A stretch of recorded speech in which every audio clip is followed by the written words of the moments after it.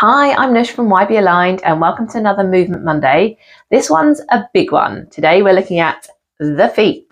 So today we're going to be looking at the two main movements the feet as a whole can make. But first of all, just let's have a little quick look at some basic anatomy. So we actually have 28 bones in each of our feet. 26 of those are moving bones, and those bones make up 33 different joints.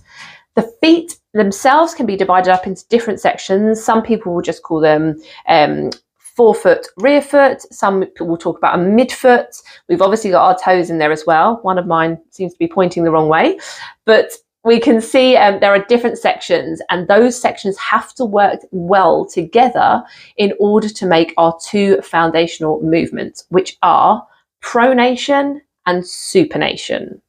This is our pronation.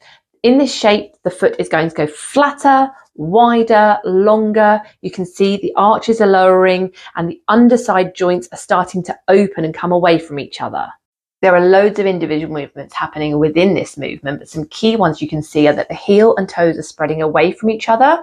The middle parts of the feet are drawing down to the floor, and that heel bone is sliding out or rotating in towards the foot.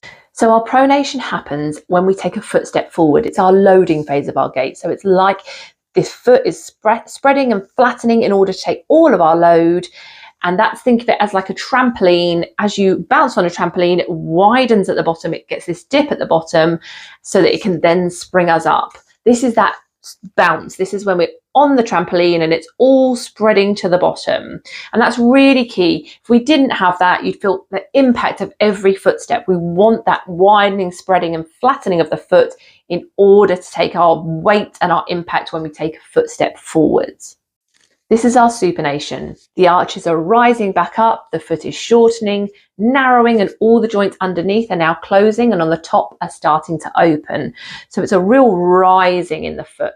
So again, in our supination, there's a lot going on, but you can see here that as the arch or the inside arch starts to rise up, it lifts all the bones in the middle of the feet, and that draws the heel bone towards the toes, but also on the inside of the foot, you're getting that shortening. They're coming towards each other, side on and front to back.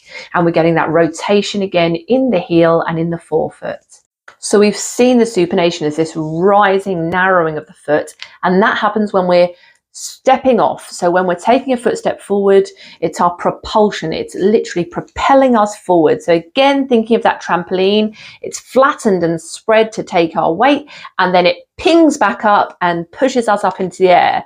Well, our supination is where we are being pinged back up. Everything is recoiling.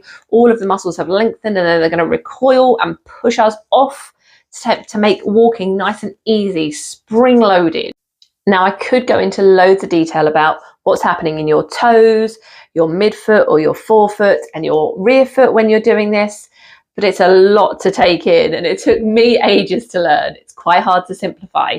All you need to know is that there's things happening in each section of the foot in the three different planes of movement. So side on, we've looked at that a little bit.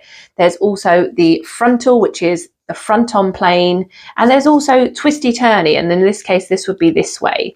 So there's an awful lot happening, and if any of those simple movements are not happening within the feet, you're not going to be able to achieve full pronation and you're not going to achieve full supination.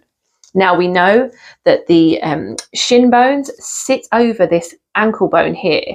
So again, if your feet aren't operating fully, it's going to have an impact up the body. Something else is going to have to try and jump in and do the job of the feet. This is the stage of the video where we look at some practices you can use to restore these missing movements into your feet. However, they're quite involved. As I mentioned, there's 26 different bones and 33 joints in each foot. So there's a lot going on within these individual movements. So I'm actually not going to include the practices today. However, if you go back over my YouTube videos and my Instagram videos, you'll find a lot of information on there to help with the supination, pronation. If you look out for things like flat feet or do your feet move, and it'll include things like how to use wedges in order to restore your movement. And it will go into a lot more detail. I also do workshops and I'm working on a course for this information as well, because it's the sort of thing you need to really be able to digest and focus on. So for now, that was Movement Monday, looking at the feet, looking at our supination and our pronation. Do make sure you subscribe and follow for more Movement Mondays and other videos. And don't forget to come back next week to check out the next one.